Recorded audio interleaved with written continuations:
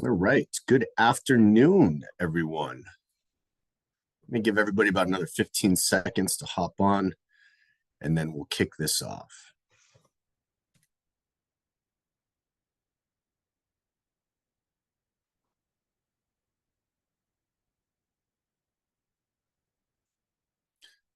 All right, let's do this. So welcome, everyone. My name is Jonas Durham, Senior Manager of the Colorado Broadband Office, and welcome to our first Advanced-BEAD grant application webinar. We're very excited because we've got the grants portal opening up this Thursday.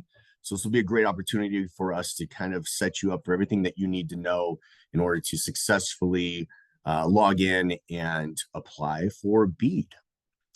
So I'm going to go ahead and get started here. First, I want to thank you all. Really, on behalf of the CBO, I want to extend our sincere thanks for your participation in the BEAD program. You know, your interest and commitment to improving broadband in Colorado really is crucial to helping us achieve our state's connectivity goals. And, we really recognize that there's an enormous amount of time and effort that it takes to submit a comprehensive application. And we appreciate your dedication to advancing broadband infrastructure in unserved and underserved communities across Colorado. So we really look forward to reviewing your applications and working together to ensure a more connected future for all of Colorado. All right, let's take a look at the next slide, and I will go over the agenda. I will kick us off with providing a brief overview of the program. And then we'll turn it over to Ali Terry, who will dive into what to expect from the portal. Megan Gerner will then demo the mapping tool. And then we'll have Helen provide an overview of the guidelines, followed by a Q&A. Now, we have a lot of content to get through this afternoon. So in the best interest of time efficiency, we will take a very limited number of questions for each section during the webinar if needed. So please use the chat, or you can raise your hand if you have any questions that you want addressed. But again, there will also be a dedicated Q&A at the end if you're able to wait. That being said, any questions for the NTIA, go ahead, you can ask those, and then the CBO will respond in our FAQ throughout the week. All right, so let's go ahead and talk about the BEAD overview in the next slide. I know that you all know the importance of BEAD. That's why we're all here today. But I want to give a high-level overview of the program. It is part of the Biden administration's IIJA, which was signed in November 2021. And what that means for Colorado is that Colorado was awarded $826.5 million to expand infrastructure to unserved and underserved communities across Colorado. So this is really going to help us achieve our commitment to connecting 99% of Colorado by 2027. And it's a very big deal and very exciting. It's going to completely change the landscape of broadband in Colorado. And again, it begins this Thursday when the application portal opens up. All right, let's jump into some legal jargon and disclaimers. Next slide, please.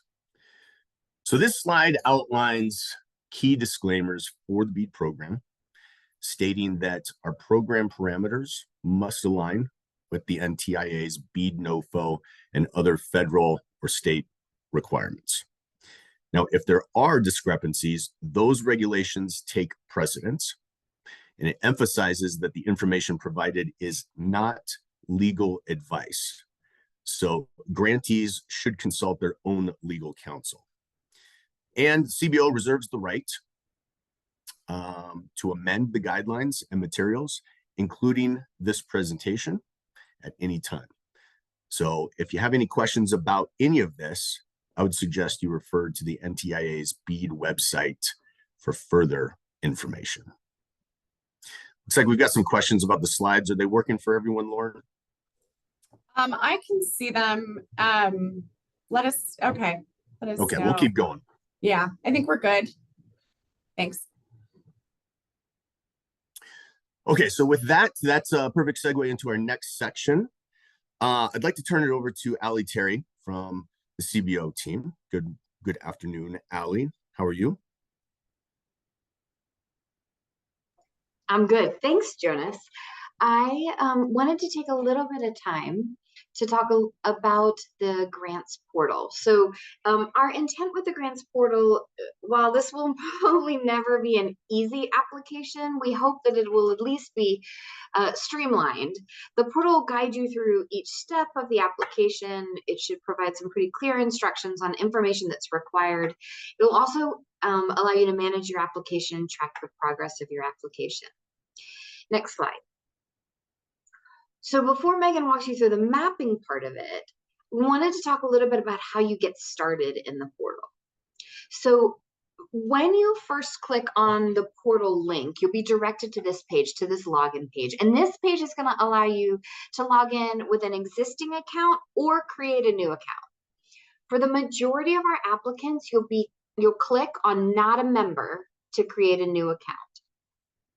For those of you that have existing logins for a CPF grant, you need to reach out to Ali within the next few days with your taxpayer ID number. We can link your accounts behind the scenes so you're able to just use a single login for both CPF and BEAD. This registration process will just take a couple of minutes. So when you click on new member, you're going to be directed to this registration screen. There are a couple of pieces of information you're going to need to know.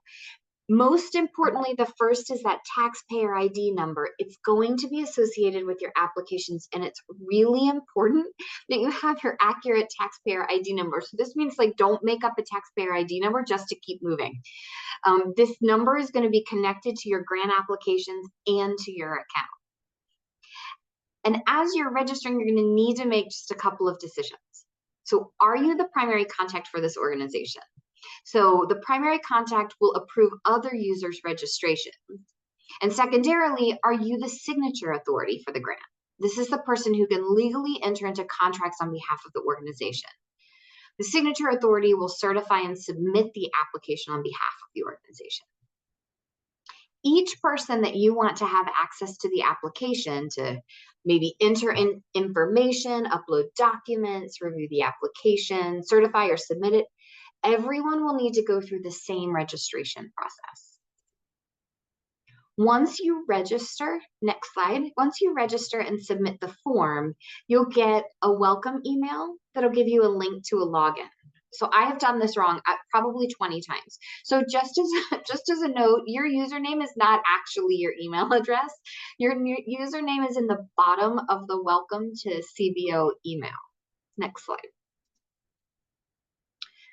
So the portal is set up to allow for multiple people to work on an application at the same time. So you may want a bookkeeper working on the financial sections while a project engineer is working on project design, and you're working on compliance and workforce sections. Each person that you want to have access to the application, whether it's to enter information, simply review it, or to certify and submit, they go through the registration process and they need to know the taxpayer ID number of the organization, to have access to the agency's applications. You can have multiple signature authorities on an account. You can also have multiple primary contacts on an account. But the first person from an organization that logs in is automatically designated a primary contact. And that primary contact has the ability to approve or deny a request for access by additional users. So the primary contact is going to get an email notification that someone else has requested access to the account. And then they'll approve the additional users from their organization through this approval dropdown on the top right-hand side of the portal. Next slide. Once you've logged in, to access the BEAD application, you'll click on the Apply Now button. And just so you, in case you were to have access prior to the application opening, you'll only be able to see this button once the application window is open. Next slide. So once you get into the application, you'll be able to see all the different sections lined up on the left-hand side. Some of the information for your organization may auto-populate based on what you've entered in previous screens, but the majority of the information will need to be entered for every single application. So if you're doing 5 applications, you'll need to enter the majority of the applications separately for each one. One of the fields that you'll fill in for each application is the application title. And again, I wish I had done this when I was testing the system. My suggestion is to add a title right away, because if you're working on a number of applications, that title field is way easier than the auto-generated application numbers that kind of don't mean anything to us. So you can navigate between sections by using the table of contents on the left to view the questions in each section or to fill out different portions of each section. It's a long application, so make sure that you're saving your work regularly. At the bottom of the screen, there are Save and Next and Save for Later buttons. Save for Later will allow you to keep going through the application even if you don't have all the information on a single page. Save and Next will only allow you to move forward if you've entered all of the required fields before you submit your application. If there's a required field that you didn't complete, if you hit Save and Next, it won't work. You can still save for later and keep going, but before you submit, you should go back to each section and do Save and Next as a final check. Once you hit Save and Next, you won't be able to delete files from that portion of the organization, only add them. But you can still edit the files from the Related tab if you realize you uploaded something incorrectly. Next slide. So based on our trials, we wanted to offer a couple of suggestions for moving smoothly through the portal. And the one that no one's going to be surprised to see is save early and often. Even if you don't have a section entirely completed, remember to save for later, because as I did, if you flip between sections without saving, the portal's not going to auto-save the data that you entered. And then when you go back to that section, it's sadly gone. Do your work outside of the portal. So as soon as you're registered, you can actually go into each section, copy and paste all of the questions, all of the character counts into a working document outside of the portal. It'll allow you to send questions to other experts. You can collaborate. You can plan on which sections each of you want to work on, and to have a place that your narratives live in case you may have forgotten to save. And the program guidelines have been developed for you to answer some of the questions that you may have about what we're really asking for within the portal. So the portal has the questions that need to be answered, but the program guidelines offer additional information about what should be addressed in narratives or uploaded. You'll likely want to have both open while you're completing the application. And in all honesty, when I apply for grants, I typically have the application open on one screen and the guidelines on the other as I'm drafting my application. So we are suggesting that you may want to complete your project workbook before you get to the budget fields in the portal. So the project workbook is referenced in a number of sections. It can actually be found for download in section 9.4, which is the project budget and financials. But it's also on the CBO website, and it's in the email that was sent out on Monday. We found that completing the workbook first is going to make filling out the project budget and match sections so much easier. And then paying attention to character counts. So the text box are limited by characters. And if you put too much information in the text box, it automatically truncates your entry. So you can expand your text box by using the pull down on the bottom right-hand corner of the text box, so you're able to see everything you've written. And then, of course, like I said, like 1,000 times, just like with any application, we recommend that you save on a regular basis. And you may want to complete your application fields in an external document so you can spell check or check your character counts before, and then cut them and paste them into the portal so you don't lose anything. Nothing is worse than entering a lot of text and forgetting to save. Complete all required fields. know this seems really self-explanatory, but in the event that an upload is required and you don't have anything to upload, say it's not relevant to your project, create an upload at least that says this upload is not applicable and upload that document. Otherwise, your application is non-responsive. So you're also able to upload even a more descriptive summary of why a specific upload would not be applicable to your project. Just don't leave any fields blank. Additionally, in the timeline table, there may be tasks or milestones that are not applicable to your project. If that's the case, put not applicable in the description and you can put down the information in, for the rest of each row. You'll need to do that to be able to continue to the next step. And then if you want to print your submitted application, when you submit your application, it will be submitted within the system. It will show up in your list as a submitted application. You'll be able to go back and look at it. But if you want to print it, you'll need to go to each tab separately and print screen. So you'll print each of those tabs separately, save them in a file for your records if that's something that you'd like to do. That is it for me. Before we hand it over to Megan, I can pause for a quick second and see if there were any questions, Lauren. Should I hand it straight to Megan? Yeah, actually, I've been answering some of them in the chat, so I think we're okay to move on to Megan. And then we can take any that I didn't get to in the chat at the end here. So Megan, why don't you go ahead?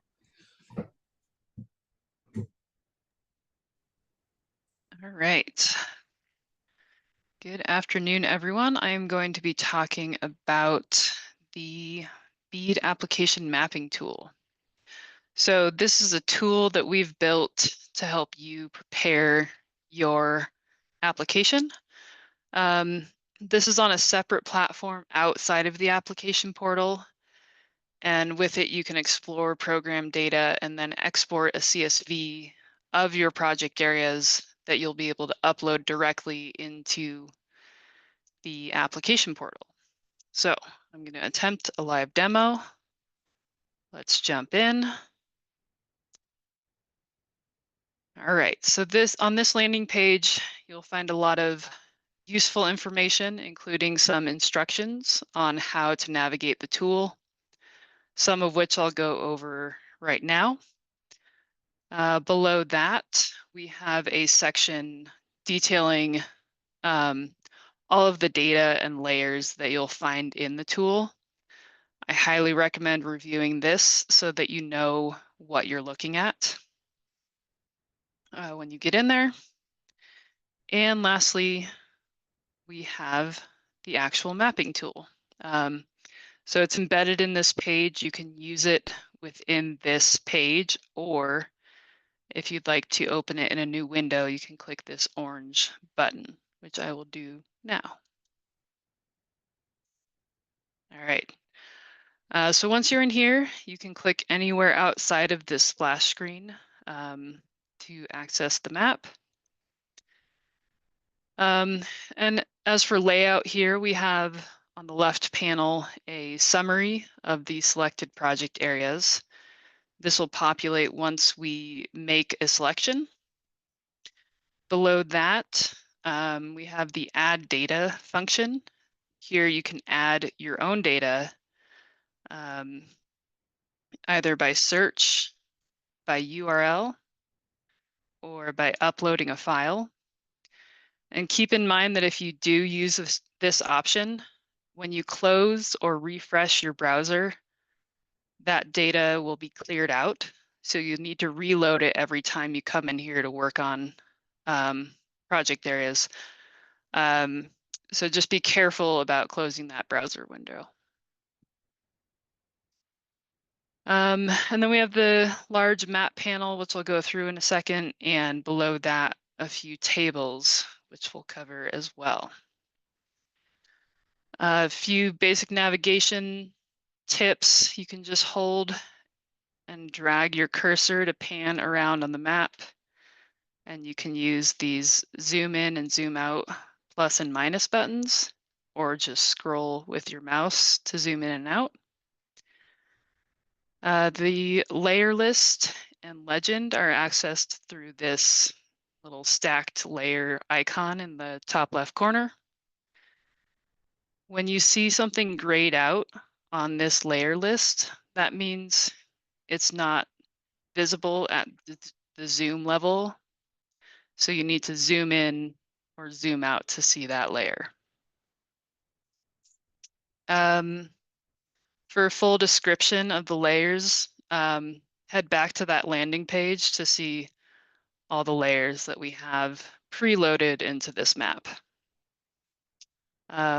This eye icon that you see here tells you whether the layer is turned on or turned off. So you can see this unserved location layer is grayed out, but it's turned on. So if I just zoom in a little bit, that'll show up. And then I can turn it on and off using that I button. All right, so now we'll jump into how to select project areas. I'm going to zoom into a little test area around Montrose. This icon up in the top left with the little cursor and the rectangle is the selection tool. It defaults to select by rectangle, but you can click this drop down to choose different selection options or selection modes.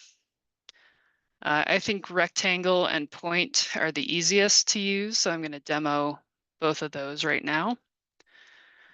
So with rectangle, all you have to do is click and drag your cursor to draw a rectangle, and that will select all the project areas that it touches. Megan, So, really yep. quickly, are the yellow dots underserved and the red unserved? We had a question in the chat. Yes. Okay, great. And I think I skipped over the legend piece, but if you open the legend tab, you can see the colors for each of the classifications. Thank you. Yep. So once I made that selection, these metrics over on the left side populated. So you can see I have 4 project areas and a total of 48 locations. If we wanted to select those same project areas using the point method, I can clear that selection by clicking this button with an X. Click the drop down, choose the point option, and then I just click in the middle of the first one, and then I hold down my shift key while I click on each of the additional project areas. So that got me to the same selection of 4 project areas with 48 eligible locations, 22 unserved and 26 underserved. So looking down here at the tables, this first table gives you all the details about that project area. So you have the ID, census block group, county, and then counts of locations in various categories, including unserved, underserved, ineligible locations, tribal boundaries, and high cost areas. The second table here shows the eligible locations.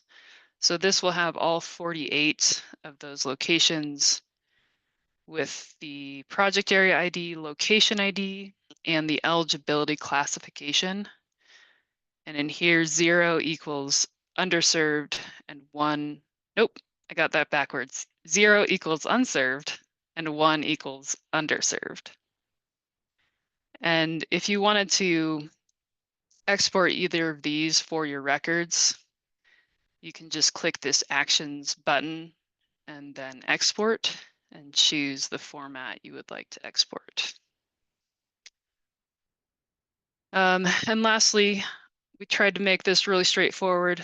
Export this list for application. So when you're ready to create an export that you'll be able to upload into the application portal, go to this list, choose that Actions button again, go to Export, and choose Export to CSV.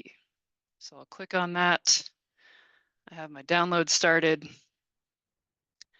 And now let's go over to the application portal and see how to upload that. There we go. So I kind of jumped ahead to the project design section of the application portal. So when you get to this section, you can just click Add Project Areas. And you have two options here. You can either add by search or upload a CSV. So if I wanted to add those same project areas through a search, I could search Montrose, give it a second to think, and it'll give me a list of, I think it's the top 20 or 25 results in Montrose County. So I really need to know exactly what I'm looking for and know the project area IDs that I want to select if I go this route. So let's say I select one, add the project area. It's going to say, are you sure you want to add this? And show me a picture. I confirm that, and that's added to my application. If I did that by mistake, I can say, no, I want to remove this. I can choose from this list what I want to remove. And you'll notice here that these columns are all zeros and false. This is a known issue that we're working on correcting. So don't be afraid if you see a whole list of zeros when you go to remove project areas. The data is still there, it's just not connected. So I can confirm that I'm removing this one. And then I can go back in and upload my CSV. So upload files, I can select this one I just downloaded 3 minutes ago, open, and it pulls all of those in. So hopefully you took note of how many project areas and locations I had in the other tool, and we can verify that it matches here. So I had 4 project areas, 26 underserved locations, and 22 unserved locations. So that all looks right. I'm happy with my upload. And from here, if I had more to add, I can click add again and do either of those methods to add to this list or remove. One tip I have at this portion of the application is be sure to hit this download application project areas and locations button. That'll send you an email that you can keep for your records of the selected data. If you definitely do this before you hit submit on your application, because it's a lot easier to get it now than to try to get it after you submit. So just make sure to keep that for your records.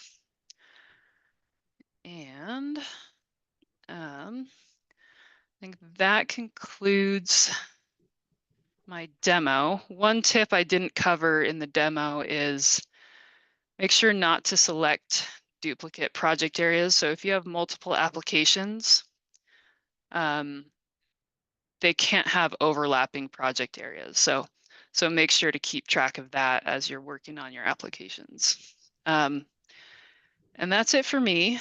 I don't know if are we taking time for questions between?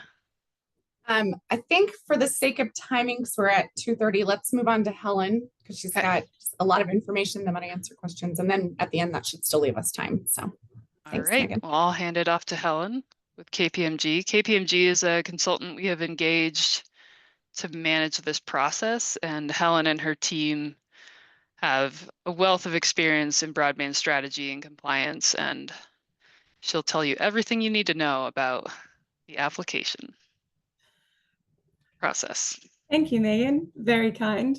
Good afternoon, everybody. At this stage, we are now going to run through some more fundamentals of the program, and then with a specific look into the information that you're going to need to submit as part of your applications. Okay, so we start off here with a high-level view of the grant application timeline. So as Jonas said, the application window will start this Thursday, will open this Thursday, 12th of September, and will be open for 45 days. It's actually technically 46 because of the Sunday, and it will close on Monday, October 28th. It's planned that the application summaries will be posted on the Advance-BEAD website on the week of November 11th. Now, during this application window, applicants do have access to technical support and the ongoing FAQ as laid out in the Advance-BEAD guidelines. The plan at this stage is for a single round of solicitation, depending on the amount of coverage that's achieved. Okay. So types of broadband projects. So CBO's Advance-BEAD program is going to focus only on the broadband deployment projects, and there are two types of projects that applicants will be asked to select from. The first is the priority broadband deployment project, and this is characterized as one that employs this complete fiber optic infrastructure to deliver services to every eligible end user location within the project areas of your applications. The second option is the other last mile broadband deployment project. And this is a project that has one or more project area that is not served by end-to-end fiber optic infrastructure. So these other last mile projects, they might combine a mix of fiber and non-fiber technologies, or they might be solely made up of non-fiber technologies. Just to note that the CBO does aim to prioritize fiber to the home, but will consider other reliable broadband technologies, including hybrid fiber coaxial and licensed fixed wireless, followed by unlicensed fixed wireless and low Earth orbit satellite as other last mile projects. Okay. So the final BEAD eligible locations list was approved by the NTIA on August the 5th. It includes all broadband serviceable locations that are eligible for infrastructure projects that are funded by the BEAD program. Applicants must propose to serve every unserved and underserved location within each project area that is included in their application. Applicants are invited to include CAIs, so those community anchor institutions, in their applications, but this is with the understanding that these locations may be removed if there is insufficient budget to achieve universal coverage across the state. Okay, project areas. So as Megan demonstrated, the final project area map provides the final project areas from which applicants can select from in their applications. There isn't a maximum limit on the geographical size of projects. The minimum project size, however, is one project area as defined in the project area map. Project areas do not overlap, and applicants may not subdivide the project into smaller units. So multiple project areas may be included in a single application, and it is preferred that these project areas be contiguous or a logical and reasonable extension in their overall project plan. The maximum dollar amount that may be requested in a single Advance-BEAD program application is $20 million. And applicants will be asked to indicate really critical project areas, so areas that are necessary to make that project viable. And just to note here that the CBO does reserve the right to partially award a proposed application, and this is in cases, for example, of overlapping proposals. Okay. So in addition to an eligibility, completeness, and compliance review, applications will be quantitatively scored using the scoring rubric that's shown here.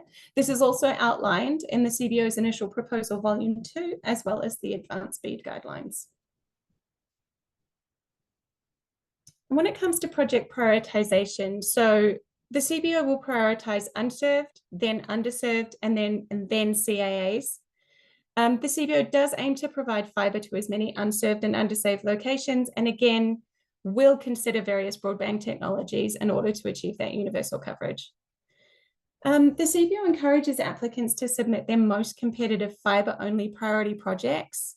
However, we do also encourage that applicants offer recommendations on how to reduce the cost of serving sort of prohibitively high-cost locations where there are cheaper technologies available. Okay, and at this point, we're going to dive on into all of the, highlights of the information and an overview of all of the information that will need to be uploaded in your applications. So there's a number of requirements listed on this slide relating to applicants' organizations, which will require sort of registration and enrollment. All of this information is required in the application. So if you're missing any of this sort of information, the CBO does encourage applicants to apply as soon as possible because the application and registration times might vary. Awardees will need a CostQuest TRD license at the time of application, as well as to provide required reporting to the CBO. So if applicants don't have a CostQuest TRD license and or an FCC registration number, you can find information on how to apply for these in the Advance-BEAD guidelines. Okay.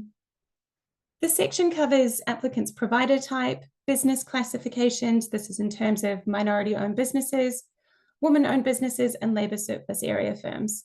It also includes proof of financial capability and key contacts as the project. To Ali's point earlier, applicants must identify a signature authority in the application process because they will be required to complete certifications. And again, this authority refers to the person who's authorized to obligate and enter into contracts on behalf of the applicant agency. Okay, applicant ownership information. This section is in alignment with the requirements of NTAA NOFO and 47 CFR. The regulation mandates the full disclosure of direct and indirect ownership interests and includes details of any parties with a 10% or more stake, the nature of the interest, and the interrelationships with any FCC regulated entities. Managerial capabilities. So this section is intended to assess the applicant's managerial capability and also the project experience as an organization and the management team who will be directly responsible for the project. Just to note here, you will be asked how many years of operation the organization has. New entrants are considered as applicants with less than 2 years experience. Also a note in this section that applicants will be required to download, complete, and upload a worksheet detailing project experience. It's really important that this worksheet includes all projects that have leveraged or are leveraging public grant funding sources in the last 5 years of private projects. Okay, compliance. So this section covers past and future compliance with federal labor and employment law, other applicable laws, and federal obligations. So in terms of defaults, past violations, and pending litigation, applicants are given opportunities to explain context and corrective measures put in place as a result. And just to note, this does not limit an applicant's eligibility to apply. And just reinforcing here to Ali's message earlier that it's really critical that applicants complete all requested questions and certifications to pass completeness, eligibility, and scoring reviews of their applications. Okay, so procurement. Applicants will be asked to detail the organization's plan to address the 6 requirements for contracting with MBEs, WBEs, and labor surplus area firms. Applicants will need to document their approach and provide certifications of compliance with BABA and certify compliance with the prohibition on certain telecommunications and video surveillance services or equipment. Now, the certifications for both of these sections are required to be completed by all applicants, unless in the case that there is maybe one certification that might not be applicable due to significant sector-specific exceptions. These instances are expected to be limited. For example, sectors like LEO that might not be purchasing fiber, for example. If the certification is not completed, applicants are required to provide a justification for this in an open field text box. And then the last section in here is cybersecurity and supply chain risk management plans. This includes mandatory certifications. And a note here that if awarded, awardees will be required to submit these cybersecurity and supply chain risk management plans to the CBO before execution of the BEAD grant agreement. Okay, moving on to project design. This slide is just a snapshot of a project data table that is included in the application. It spans location served, infrastructure, and technology. Just a reminder here, applicants are invited but not required to include CAIs, noting that if you do, the minimum speed to serve CAIs is 1 gigabit per symmetrical. If any of these if any of these sections are not applicable, for example, the number of towers, you can just go ahead and enter a 0 in that field. Just again, emphasizing that everything needs to be answered and complete before you'll be able to move on and submit to the next section. Okay, technology type. So if applicants select a priority broadband project that's complete end-to-end fiber, they will select the technology types, the applicable technology types from this top box, the priority broadband tech and speed. If the applicant chooses other last mile projects, they can choose from the top priority broadband technology types box if some project areas will be served with fiber. They can also choose from the other last mile broadband technology box and will need to enter a network speed with a minimum upload and download. This section is also where applicants will be able to select the project areas as demonstrated earlier by Megan. And then just the last thing on this slide is this critical project areas. We mentioned it before, but it's really essential that these critical project areas are identified. These might be areas, for example, the core build out, such that removing them would jeopardize the viability of the project. This information is really important because it will be used in deconfliction considerations in the case of overlapping applications. Okay. Alrighty. So in this section, applicants will be asked to provide information on high-cost locations. They'll be asked whether fiber optic cables and conduit routes are expected to be included in their network design. And there are questions on NEPA, NHPA, and climate resilience. But just to flash quickly on the high-cost VSLs. So you'll be asked to confirm if there are any locations in the proposed project areas that are prohibitively expensive to serve. If so, applicants are prompted to provide a narrative on how to reduce this cost through cheaper technologies. You'll be able to enter this information into the high cost VSLs tab in the project financials workbook. This is applicable for applicants who are applying for both priority and for other last mile projects where there are high cost VSLs with cheaper technology alternatives available. Okay. This slide lays out the minimum requirements that applicants must include in their high-level network designs. If awarded, applicants will be required to submit final detailed network designs post-award that is certified by a licensed professional engineer. At the application stage, though, applicants should ensure that these preliminary designs cover all of the requested information in order for the CBO to do a sufficient review and assessment. Okay, timeline. So the deployment of the broadband network and service initiation to each subscriber must occur within 4 years from the award date by the CBO. So this table will need to be completed. I think Ali referenced this earlier. The phases cover planning, design, installation, and acceptance. It includes expected start and completion dates, responsible parties, and for each of the milestones and tasks within each phase. So to Ali's point, it's this responsible party box, which is where you're going to enter non-applicable if some of this is just not applicable for your project. And again, you do need to enter those dummy dates in order to be able to continue with the application. There will also be a question about just any supply chain issues that might impact the timeline of the project and your plan to overcome them. Okay. So the application process does require applicants to identify all required permits and critical crossings in their application. This includes all necessary federal, state, and local permits, as well as any approvals relevant to NEPA and NHPA. The permits themselves may be submitted after execution of the grant agreement if awarded. And if applicants are looking for more information on CDOT right-of-way or forest services permitting, please see the webinar. I think this was just posted onto the Advance-BEAD website. Okay, so open access and affordability, applicants must confirm if they will provide an open access network and then provide related information such as open access policy, wholesale services and rates, and the status of contract negotiations with retail ISP partners. If applicants are unable to provide an open access network, they will be asked to provide a justification. Affordable rate. So applicants must offer and outline their affordable rate. This will be excluding the low-cost service option and promotional rates throughout the federal interest period.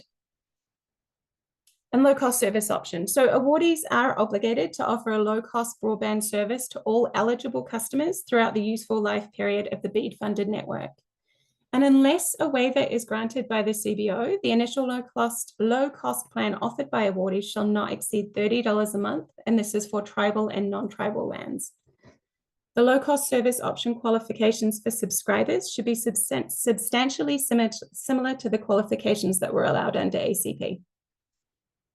And also, in the event that there are any applicable subsidies for subscribers, awardees are required to accept those. And this would include ISPs who do participate in the Lifeline program. They may use the Lifeline program to qualify subscribers, and will provide the Lifeline subsidy to subscribers as well. Okay. Project workforce. So this section ensures applicants will commit a skilled, credentialed workforce that provides equitable development and job quality. Workforce plans at the application stage can be preliminary, but will need to be finalized upon execution of the grant agreement if awarded. Again, preliminary plans, they should be as complete as possible at the application stage to ensure that CBA can conduct a thorough review and assessment. Applicants will need to certify either compliance with Davis-Bacon Act or provide a project employment and local impact report prior to execution of the grant agreement. So only one of these options needs to be selected in the application. And this section will also focus on unionized and subcontracted workforce and prioritization of local hires. Community impact and engagement. So applicants will be asked to select and upload evidence of their progress with engaging with local and tribal governments. And this will be in the form of letters of support or endorsement, proof of meetings if letters of support have not been received, or evidence of 3 attempts to contact if a meeting has not yet taken place. It is expected that almost every application will require this engagement with at least local governments, so applicants are advised to make as much progress as possible in the engagement for their applications. Applicants intending to construct on tribal lands and territories will be required to provide the name of the tribes in whose territory the project will conduct activities, and a resolution of consent or reciprocity or an equivalent formal demonstration of consent. Applicants will also need to provide narratives over on the right-hand side here of how their project supports state priorities and plans. Project budget and financials. So there are 2 options. Applicants do have 2 options to provide financial surety in the Advance-BEAD program. Option 1 is the performance bond and labor and materials payment bond at the value of 100% of the subaward. Option 2 is a letter of credit, 10% value of the subaward plus opinion letter. If applicants select opinion 1 at the application stage, they will need to submit a letter of surety for the performance bond and labor and materials bond that at a minimum provides the dollar amount equal to the cumulative total amount across all of those proposed projects. So not individual surety letters, a cumulative surety letter across all proposed projects and applications if you have more than one application. Likewise, if you choose option 2, during the application stage, you'll need to submit an irrevocable standby letter of credit and a value of no less than 10% of the cumulative subaward total across all of your proposed applications. Under the NTIA NOFO and guidance, the bonds or letter of credit must be obtained by awardees prior to execution of the grant agreement. And then just a very quick note on matching funds. It is a minimum match of 25% of the total project cost that is required unless a waiver is granted. An in-kind match is not allowable under the Advance-BEAD program. Okay, project financials workbook. So a project financials workbook with a number of worksheets will be provided for download and upload in the application portal and is published on the Advance-BEAD website. It is really critical that all worksheets and data requests are completed for each application. Incomplete workbooks may be disqualified during the completeness review. And I know that Ali was suggesting that these worksheets are filled out before the project summary. And just to note on that, there is one discrepancy between the 2. In the portal, there will be a line for relocation costs. This has since been deemed ineligible, so please just put zeros into this row in the application portal. You won't see this row in the financials workbook. And just a last note that in the budget considerations, it is really critical that applicants offer their best and final offer for the true cost of a reliable and feasible project. Okay, very last slide. Certifications. The application does contain a number of certifications throughout the application and at the end of the application that need to be confirmed by the signature authority. And again, just really stressing the importance that all certifications must be completed before submission. We did talk about the fact there may be very limited specific cases where certifications can't be completed and need to be justified. But just to advise that unless these are really highly specific and justifiable reasons not to complete certifications, they may be considered as incomplete. So thank you for your time. I realize that was a lot of information on the information that you need to upload. I will hand back over to Jonas. All right. Thank you, Helen. Really appreciate that. What kind of Q&A do we have for the last few minutes of this webinar? Looks like we have some in the chat. Lauren, Yeah. anything that we will address? Yeah, just a couple that we haven't gotten to yet. I was just gonna try to go through them pretty quick. One question is, what info do you need to verify the Cost Quest Tier D? I don't know if Megan, if you've got a website you can drop in the chat, or more information on that one. Yeah, so we just need the FCC registration number, the FRN, that was used to acquire the CostQuest license and the date that you acquired the license. And I can put that in the chat as well, so you have it written down. All right, thanks, Megan. And we're gonna move fairly quick because we only have a couple minutes. Let's see.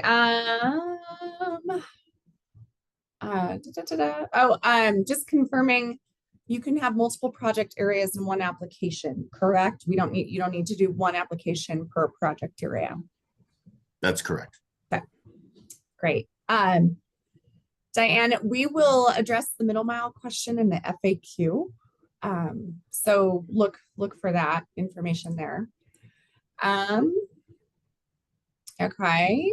All right. Question from Arthur. Does the PE, so professional engineer, need to be certified in Colorado, or will a certified PE in any state suffice? Thanks, it's a great question. So we answered that in our facts document, and I'm going to drop a link into the chat to the CBO website. So just as a reminder, we have the facts document in there, the program guidelines in there, and that question is answered as it happens in question 1.3 of our facts document. So the professional engineer that certifies specifically the network's engineering and design can be registered as out-of-state or an in-house engineer. But if there is a state or local regulation for construction in particular, Colorado certified engineers must be used. And there's that's in writing for you there in that facts number 1.3. Thanks, Allie. Perfect. And I'm sorry, we are flying through these pretty quick because we have a lot. So next question, can you clarify dummy dates on the timeline when something is not applicable? Allie, I think you might have touched on that in yours. Yeah, Diane, it's a great question. We'll also document this in the facts, but I would suggest using the same date every single time. So something like September 1 of 2024, right? It's a date that's passed. It's the same date every time, so that it's very clear when we're reviewing applications that this is not applicable, and it's a sort of a throwaway date that enables you to move through the application. Okay, thank you. And I'm moving to the ones that haven't been answered in the chat, by the way. The next one is, how will it be proven that an ISP has attempted to make contact with local and tribal governments at least 3 times? What kind of proof are we asking for there?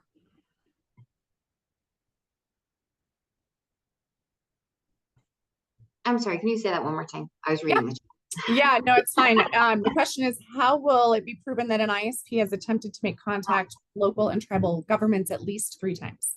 Yes, thanks, Diane. This is a good question. So we request as part of the application that the grantee upload proof of the attempt to contact local governments or tribal entities a minimum of 3 times. And so they'll need to upload either those emails or if they were phone calls, something along those lines to prove that they tried. Thank you. And by the way, if somebody has a follow-up or something to what we've read, please just use the raise your hand feature, and we can address it more. I don't want everyone to think like they can't follow up. Okay, the next question. Does match amount enter into the application review if more than one entity is applying for a project area? Do we consider match amount when there's two competing proposals for the same area? Yeah, so percentage of MAT is in a scoring criteria. You can find more information about the scoring criteria in the BEAD grant program guidelines. And again, that's on our CBO Advance-BEAD website that I dropped in. You'll be able to find those guidelines there. Thank you. Let's see. We only have a couple more minutes. We can keep going and then we can respond after the call here to whatever we don't get to. Next question. I understand that an applicant must serve 100% of the BSL on an application. Must an application include 100% of the unserved and underserved BSL in a project area? Answer to that is yes. Correct, team? Correct. Perfect. All right. Let me see. Okay. We do not need a professional engineer until after project selection, correct? The professional engineer stamp is not required with our application, correct? That is correct. Okay. All right, next question. Can BSL other than CAI be excluded? So we just said no, but I don't know about CAI team. If the CAA falls into a project area, does that need to be included in the project area proposal?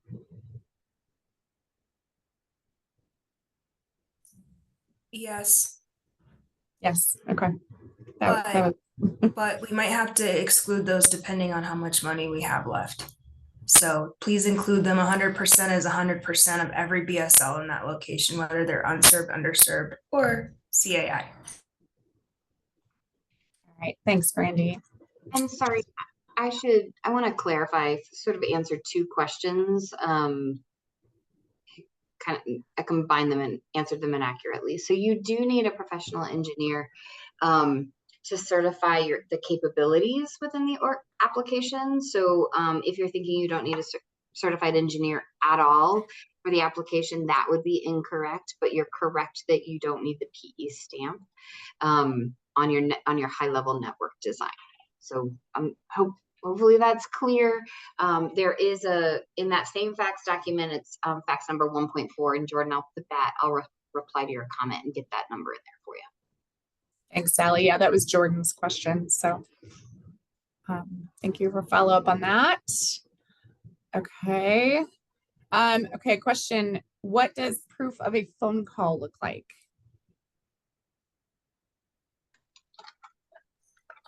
You can document, just do a call log. Like I called the Southern Ute Tribe at, on such and such date, left a voicemail, but that sort of thing. I would always follow up in an email though, because if it's not written down, it doesn't exist. So I wouldn't rely specifically on a call log. But if you do want to call, I would highly recommend you follow up in an email as well. All right, great. Thank you, Brandy. Looks like we just have a couple more. Which part of the budget did you say wouldn't be on the application and should be filled in with zeros? I can't remember if Megan or Allie, who talked about that. That was me. I think that was the row on relocation. Oh, okay. Sorry, Helen, say that again. Relocation costs. Okay. And you'll find, so in that, when you're completing the workbook, it's not included in the workbook. The reason it's included on the budget form is that we actually have to do reporting on a federal form, and it's something we have to report on, even though it's going to be zeros. So if you fill out your workbook first, you won't have any numbers to be able to put in there anyway, but that's what it is.